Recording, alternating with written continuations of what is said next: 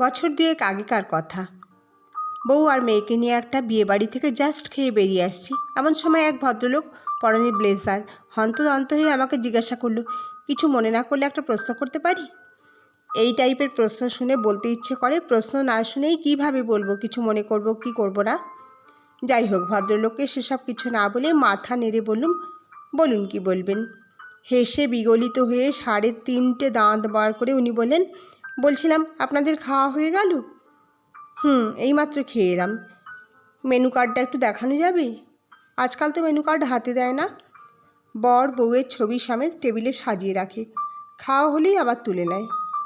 লোকটি কিছুটা হতাশ হয়ে আবার প্রশ্ন করলেন, মেন আইটেম কী ছিল দাদা? আমি বললাম, খাসির মাংস। বিরিয়ানি ছিল না? না, কিন্তু আপনি এসব জিজ্ঞাসা করছেন কেন?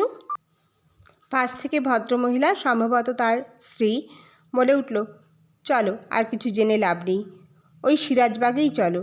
তোমাকে প্রথমেই বলেছিলাম, এত হয়রানি হওয়ার দরকার ছিল না, সোজা সিরাজবাগে গিয়ে বসে পড়লেই হতো। ভদ্রলোক যাওয়ার আগে বললেন, একসাথে 3টে নেমন্তন্ন পেয়েছি, তাই সব জায়গায় গিয়ে মেনু ট্যালি করছি। ভদ্রলোক চলে গেলেন। শুনেই আমি থ হয়ে গেলাম। মানুষ খেতে কত ভালোবাসলে শীতের রাতে সেজে গুজে বউকে নিয়ে অনুষ্ঠান বাড়ি বাড়ি গিয়ে মেনু চেক করে। বউ বলল, পরের বার একই দিনে 2-3টে বিয়ের নেমন্তন্ন থাকলে এই টেকনিকটা আমরাও অ্যাপ্লাই করব। আমি বললাম, তুমি এরকম শীতের রাতে বাড়ি বাড়ি ঘুরতে পারবে?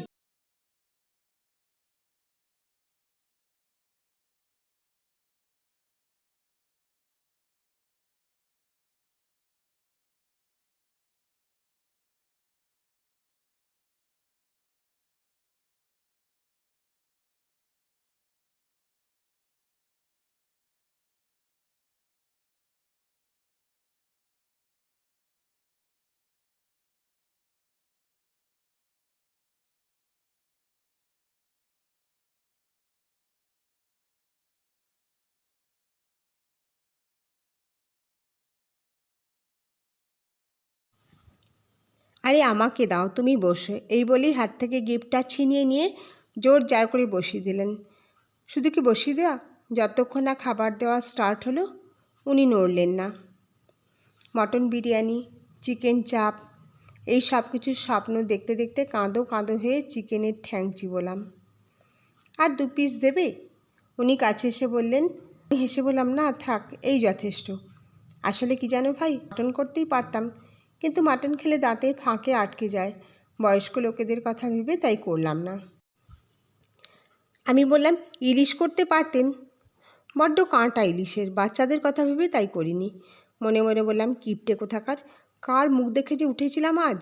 মনে পড়লো ঘুম থেকে উঠে সোজা ড্রেসিং আয়নায় নিজেই দাঁড়িয়ে নিজের চুল আঁচড়েছিলাম।